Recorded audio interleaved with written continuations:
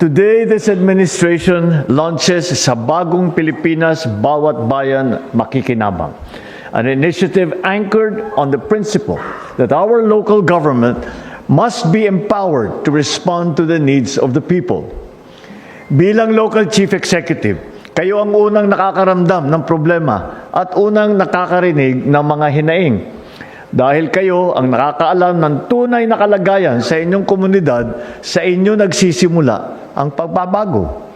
For more than 3 decades, the Local Government Support Fund, or LGSF, aside from the national tax allocation, has served as the bridge between national and government and local community, national and local government and local communities. Ang mga proyektong pinondohan ng LGSF ay agarang naghatid ng suporta at ginhawa sa ating mga kababayan. Ilan sa mga ito, ang pagsemento ng farm-to-market road, halimbawa sa Barangay Putlan, sa Nueva Ecija, ang pagsasagawa ng school building sa Kamuning Elementary School, sa Kamsur. Nakapaghatid din tayo ng kuryente gamit ang renewable energy sa Barangay Sayon at sa Agusan del Sur. At napaayos natin ang gigagwit waterways system sa Surigao del Norte. However, in the past, it worked mainly as, shall we say, a demand-driven system. Inilalabas lamang ang pondo kapag ang lokal na pamahalaan ay nakapag-submit ng lahat ng requirement para sa panukalang proyekto. Hindi maikaila na minsan mahirap at mabagal ang proseso, kung minsan pa nawawala yung request, lalo na sa mga maliliit at malalayong mga LGU. Nakakagulat, nawawala yung request. Bakit kaya yun? Kaya inutos ko at natutukan ang mga problemang ito. Nagsagawa tayo ng malawakang konsultasyon kasama ang Union of Local, ang ULAP, the League of Municipalities of the Philippines, League of Cities ng buong Pilipinas, upang tukuyin kung anong mga hakbang ang kailangan natin gawin. Una, tinaasan natin na mahigit 34 na bilyong piso ang ating LGSF para sa 2026. Kaya sa kabuuan nito, umabot na ang pondong yan sa halos 58 bilyong piso. Pinakamataas sa buong kasaysayan ng LGSF. Bukod pa riyan, pinabilis at pinadiretso na natin ang pagdating ng LGFF sa bawat lokal na pamahalaan. Ginawa namin to dahil sa pagkilala na ang pangangailangan ng tao, gaano man kaliit o gaano kalaki, ay hindi pa nag-aantay pa.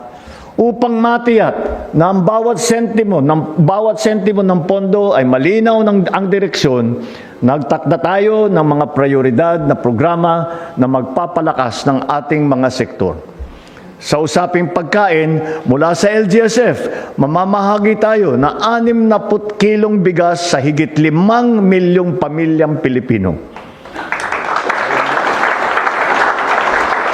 Makakatanggap ang bawat pamilya ng 10 kilong bigas sa loob ng 6 na buwan kada taon.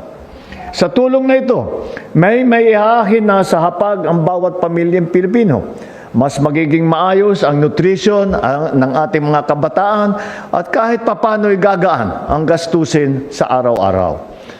Popondohin din natin ang pagtatayo ng mga ospital at health station. Sisikapin na magdagdag ng mga medical equipment upang maging mas abot kamay ang serbisyong medikal. Inaasahan nating mababawasan ang pag-aalala ng mga Pilipino sa kanilang kalusugan. Kailangan na rin nating paigtingin ang ating paghahanda laban sa mga sakuna na pinalala ng climate change. Bibigyan natin ng suporta ang ating mga kababayan upang magkaroon ng multipurpose hall, sports facilities, iba pang mga pasilidad na maaaring magamit bilang evacuation center. At iba na ang disenyo nito upang kaya na kahit na gaano kalakas ang bagyo o lindol na dumating sa atin. Magsisilbi ito na lugar para sa pagkatuto, pagsasanay ng mga atleta, ligtas na mga masisilungan tuwing may sakuna. Susuportahin din natin ang pagsasagawa ng farm-to-market road at local road network upang mapabilis ang galaw ng mga produkto, ng serbisyo at ng mga mamamayan. Makakatulong ito upang bumaba ang presyo ng mga bilihin at tumaas naman ang kita ng mga nagsasaka. At patuloy din natin isinasaayos ang mga water supply system at electrification project. Mababawasan ito ang pangamba ng ating mga kababayan kung saan kukuha ng malinis na tubig o kaya naman kung ligtas ba ang kanilang komunidad pagkagabi. Bahagi ng LGSF na mas malawak nating layunin na isulong ang bagong Pilipinas kung saan ang pag-unlad ay nararamdaman sa bawat rehiyon at bawat komunidad. Ngayon 2026, nai-release na ang humigit kumulang 1.19 trillion pesos na national tax allotment para sa mga LGU. Mas mataas ito ng higit 15% kumpara ng 2025. Ibig sabihin, mas kaya na ngayon ng ating mga LGU na pondohan ang mga programang kailangan ng kanilang nasasakupan. Mamayang hapon, sasaksayan din natin ang isa pang resulta ng pagtutulungan ng pambansa at lokal na pamahalaan. Sa kasunduong ito, mas mapapabilis ang pagpapatayo ng mga silid-aralan ng ating mga komunidad. Nauna nang lumagda ang mga gobernador noong February 11. Ngayon naman, mga city mayor. Maisa sa katuparan lamang ang ating mga hangarin kung patuloy ang ating pagkakaisa at ang ating koordinasyon. Patuloy din nating ipinakita ang tunay na diwa ng pagiging lingkod bayan.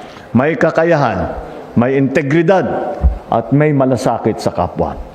Ngunit ang diwa na ito ay hindi lamang para sa mga halal na opisyal. Ito ay dapat taglay sa bawat Pilipino. Kaya't umaasa ako na magiging bahagi ang lahat ng sama-samang pagsisikap para sa mas progresibo, mas maunlad at mas makatarungang lipunan. Hinihikayat ko ang lahat na makilahot upang ang mga proyekto sa inyong komunidad at maging katuwang ng pamahalaan sa pagtiyak na ang pondo ay napapakinabangan ng bawat mamamayan. Sama-sama nating itatag ang bagong Pilipinas na mas handa sa hamon, mas bukas sa oportunidad, mas maunlad para sa mga susunod na henerasyon.